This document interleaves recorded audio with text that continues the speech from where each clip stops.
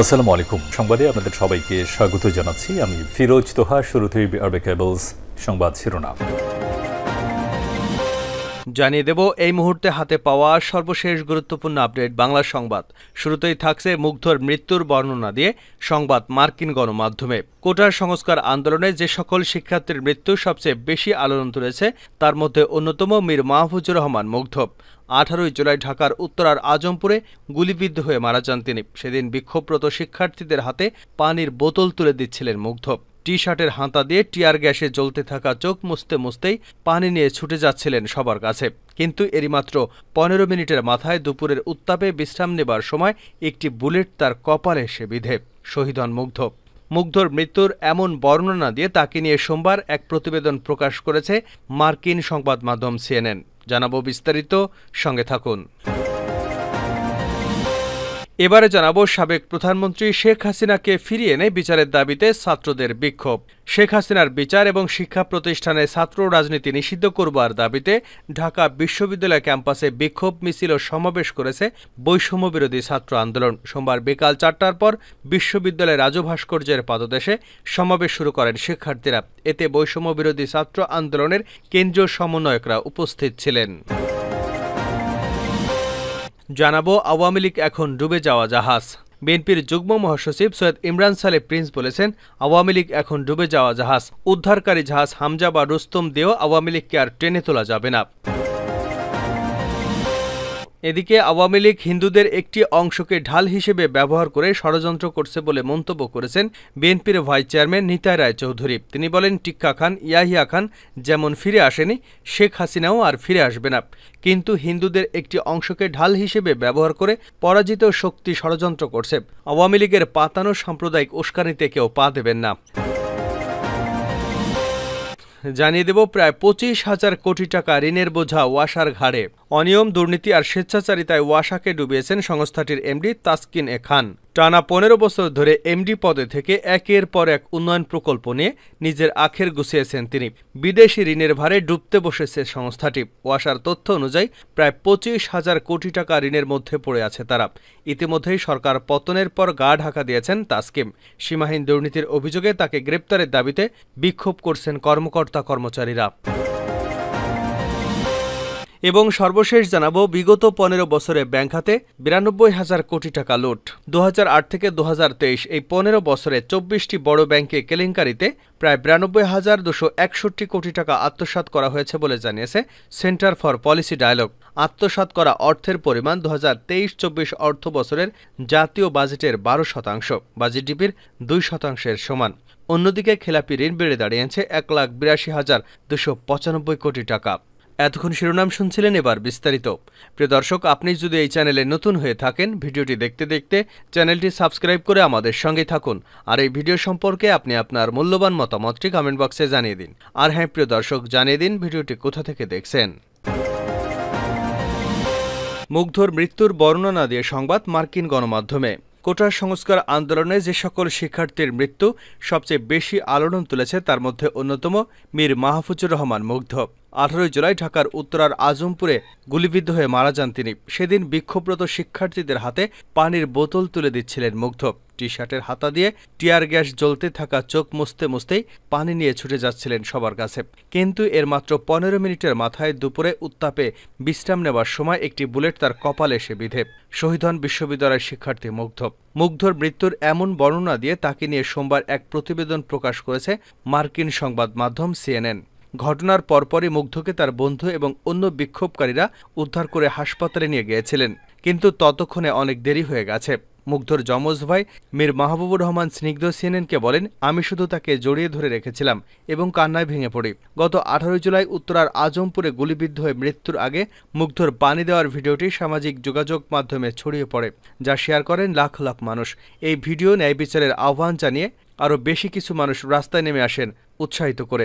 স্থানীয় মিডিয়া ও বিভিন্ন সংস্থার বিশ্লেষণের উদ্ধৃতি দিয়ে CNN জানিয়েছে, বাংলাদেশের সরকারি চাকুরিতে কোটা সংস্কার নিয়ে শান্তিপূর্ণ বিক্ষোভ এক পর্যায়ে দীর্ঘদিনের প্রধানমন্ত্রী শেখ হাসিনাকে ক্ষমতাচ্যুত করবার আন্দোলনে রূপান্তরিত হয়, যার ফলে সৃষ্টি হয় সহিংসতা এবং সংঘর্ষে অন্তত 300 মানুষের প্রাণহানি হয়। ফারা পরশিয়া নামে ঢাকায় একটি প্রযুক্তি কোম্পানিতে কর্মরত ২৩ বছর বয়সী এক বিক্ষোভকারী সিএনএনকে বলেন, হত্যাকাণ্ড চলছিল এবং সবাই নীরব ছিল, ফলে আমাদের নিজেদের জন্য এবং গণতন্ত্রের জন্য দাঁড়াতেই হতো। আমরা সাধারণ মানুষ যে কতটা ক্ষমতা ধারণ করি তা দেখে আমি বিস্মিত, কারণ বহু বছর ধরে আমরা সবাই ক্ষমতাহীন বোধ করে এসেছি। শেখ হাসিনার পদত্যাগের মধ্য দিয়ে পরিস্থিতি শান্ত হয়ে আসবার পর আন্দোলনে নিহত অনেকেরই পরিবার এখন তাদের প্রিয়জনের মৃত্যুর জন্য জবাবদিহি চাইছে। খাওয়া, ঘুমানো, একসঙ্গে পড়াশোনা থেকে শুরু করে পোশাক ভাগাভাগি, যমজ দুই ভাই মুগ্ধ এবং স্নিগ্ধ যেন জন্ম থেকেই ছিলেন অবিচ্ছেদ্য। স্নিগ্ধ বলেন, মুগ্ধ শুধু আমার ভাই ছিল না, আমার সবচেয়ে ভালো বন্ধু ছিল। সে আমার শরীরেরই একটি অংশ। আমরা একসাথে সবকিছু করতাম। মুগ্ধর মৃত্যুর সময় তার গলায় ছিল বিশ্ববিদ্যালয়ের আইডি কার্ড। সেই অন্ধকার দিনের প্রতীক হিসেবে শুকিয়ে যাওয়া রক্তমাখা আইডি কার্ডটি সযত্নে রেখে দিয়েছে তার পরিবার। প্রতিবাদ আন্দোলনে মুগ্ধ যে প্রভাব ফেলেছে তা থেকেই সান্ত্বনা খোঁজার চেষ্টা করেছেন তারা। স্নিগ্ধ বলছিলেন, তার কারণে অনেক মানুষ প্রতিবাদ করার শক্তি পেয়েছে। সে সব সময় বলতো, আমি আমার বাবা মাকে একদিন গর্বিত করব।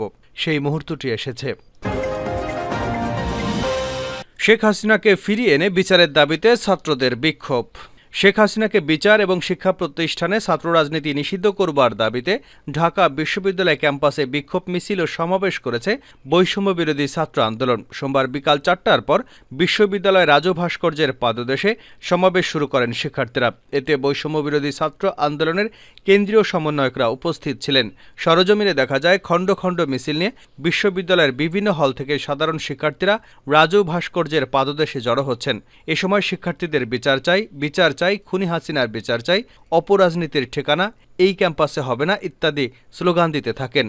সমাবেশে বৈষম্য বিরোধী ছাত্র আন্দোলনের অন্যতম সমন্বয়ক হাসনাত আবদুল্লাহ বলেন, এক উপদেষ্টাকে খুনি পুনর্বাসন করবার বক্তব্য দিতে দেখেছি। আমরা সেই উপদেষ্টাকে মনে করিয়ে দিতে চাই, ছাত্র জনতার অভ্যুত্থানের মধ্য দিয়ে আপনি উপদেষ্টা হয়েছেন। সুতরাং যখন কোনো বক্তব্য দেবেন তখন ৫ই অগাস্টের গণভবনের কথা মাথায় রাখবেন। অন্তর্বর্তীকালীন সরকারের উদ্দেশ্যে তিনি বলেন, আন্তর্জাতিক অপরাধ ট্রাইব্যুনালে খুনি হাসিনাকে প্রধান আসামি এবং অন্যান্য সহযোগীদের আসামি করে মামলা দায়ের করতে হবে। আওয়ামী লীগ এখন ডুবে যাওয়া জাহাজ প্রিন্স। বিএনপির যুগ্ম মহাসচিব সৈয়দ ইমরান সালে প্রিন্স বলেছেন, আওয়ামী লীগ এখন ডুবে যাওয়া জাহাজ। হামজা বা রুস্তম দেওয়া আওয়ামী লীগকে আর টেনে তোলা যাবে না।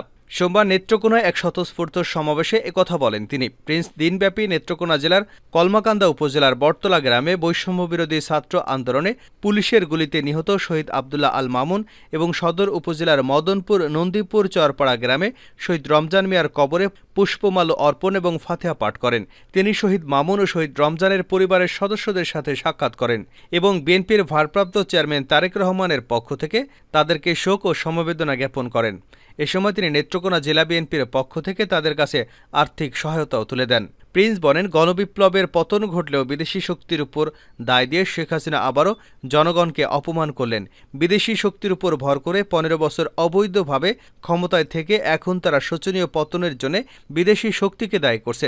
সেন্ট মার্টিন বঙ্গোপসাগরের সাজানো গল্প জনগণ বিশ্বাস করে না, কারণ জনগণই গণবিপ্লব রচনা করে আওয়ামী সরকারকে ক্ষমতাচ্যুত করেছে। তিনি আরও বলেন, আওয়ামী লীগের নেতাকর্মীদের হাতে অস্ত্র দিয়েও ক্ষমতা টিকিয়ে রাখতে না পেরে শেখ হাসিনা দেশ ছেড়ে পালিয়ে গেছে। নেতাকর্মীদের কথা চিন্তা না করে তিনি ভারতে পালিয়ে গিয়ে সেখান থেকে কর্মীদের অস্থিতিশীল পরিস্থিতি সৃষ্টির উস্কানি দিচ্ছে। আওয়ামী লীগ হিন্দুদের ঢাল হিসেবে ব্যবহার করছে নিতাই রায়। আওয়ামী লীগ হিন্দুদের একটি অংশকে ঢাল হিসেবে ব্যবহার করে ষড়যন্ত্র করছে বলে মন্তব্য করেছেন বিএনপির ভাইস চেয়ারম্যান নিতাই রায় চৌধুরী। তিনি বলেন, টিক্কা খান, ইয়াহিয়া খান যেমন ফিরে আসেনি, শেখ হাসিনাও ফিরে আসবে না। কিন্তু হিন্দুদের একটি অংশকে ঢাল হিসেবে ব্যবহার করে পরাজিত শক্তি ষড়যন্ত্র করছে। আওয়ামী লীগের পাতানো সাম্প্রদায়িক উস্কানিতে কেউ পা দেবেন না। সোমবার বিকেলে শাহবাগে জাতীয় জাদুঘরের সামনে আওয়ামী লীগ বিরোধী হিন্দু সমাজের শান্তি পথে আমরা বাংলাদেশের উদ্যোগে শান্তি সমাবেশে নিতাই রায় এসব কথা বলেন। বিএনপির এই জ্যেষ্ঠ নেতা বলেন, এই গণ অভ্যুত্থানে হিন্দু মুসলিম ছাত্র জনতা সবাই যোগদান করেছে। এখানে কোনো সাম্প্রদায়িকতা ছিল না, আজকে কোনো সাম্প্রদায়িক দ্বন্দ্ব হচ্ছে না, এ দ্বন্দ্ব হচ্ছে ফ্যাসিবাদের বিরুদ্ধে। এ সময় নাগরিক ঐক্যের সভাপতি মাহমুদুর রহমান মান্না বলেন, আওয়ামী লীগের সবচেয়ে বেশি হিন্দুদের অত্যাচার করেছে, জমি দখল করেছে, তারপরেও তারা মনে করে হিন্দু সম্প্রদায় আওয়ামী লীগের বড় শক্তি। হিন্দু ধর্মাবলম্বীদের ভয়ের কোনো কারণ নেই জানিয়ে তিনি বলেন, দেশে হিন্দু মুসলমান বৌদ্ধ খ্রিস্টান সবাই সবার প্রতি সহানুভূতিশীল। একদিনে লাখো হিন্দুর সমাবেশ দেখেই বোঝা যায় কারা তাদের উস্কানি দিয়ে ষড়যন্ত্র বাস্তবায়ন করতে চাচ্ছে। বৈষম্য বিরোধী ছাত্র আন্দোলন প্রসঙ্গে মাহমুদুর রহমান মান্না আরও বলেন, এত বড় আন্দোলন শুধু কোটার জন্য নয়, ভাত কাপড় ও গণতন্ত্রের অধিকারের জন্য হয়েছিল। আওয়ামী লীগ আন্দোলন দমন করবার জন্য রক্তের বন্যা বইয়ে দিয়েছিল, যা সারা পৃথিবী দেখেছে। এই আন্দোলনে 500-রও বেশি মানুষ নিহত হয়েছেন। আমরা প্রতিটি গুলির হিসাব চাই। ভারত শেখ হাসিনাকে এখনও আশ্রয় দেয়নি উল্লেখ করে নাগরিক ঐক্যের সভাপতি বলেন, তাকে নিয়ে ভারত কী করছে তা আমরা জানি না। বিএনপির আন্তর্জাতিক বিষয়ক সহসম্পাদক ব্যারিস্টার রুমিন ফারহানা বলেন, হিন্দু সম্প্রদায়ের ভাই বোনদের বলবো, আওয়ামী লীগ থেকে খুব সাবধান। যতবার তারা ক্ষমতা ছেড়ে পালাতে বাধ্য হয়েছে, তারা আপনাদেরকে ব্যবহার করেছে, যেটা আমরা নাসিরনগর, রামু, যশোর ও অভয়নগরে দেখেছি। আমাদের সময় তো এরকম হয়নি। আপনাদের ভোটে বিএনপি রাষ্ট্র পরিচালনার দায়িত্ব গ্রহণ করলে কোনো বৈষম্য হবে না। দেশের 17 কোটি মানুষ একই অধিকার ভোগ করবে।